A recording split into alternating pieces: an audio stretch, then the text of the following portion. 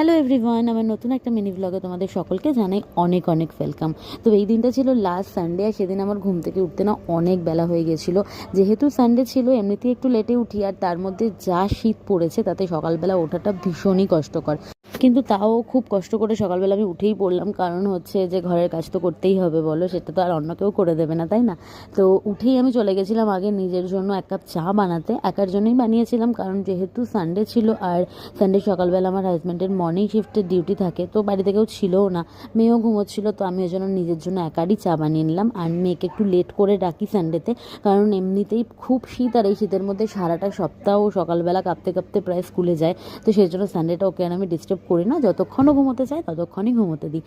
আর এখন এখানে আমি চলে এসেছি আমার চাটা নিয়ে বারান্দায়, কারণ একা একা চা খেতে না আমার একদম ভাল লাগে না। বিয়ের আগেও আমি বাড়ির সকলের সাথে চা খেতাম, আর বিয়ের পরেও রোজ দিন সকালে হাজব্যান্ড আর আমি একসাথেই চাটা খাই। কিন্তু যেহেতু সানডেতেও থাকে না, তো কিছু করার নেই, একা একাই আমাকে কিন্তু চাটা খেয়ে দিনটা স্টার্ট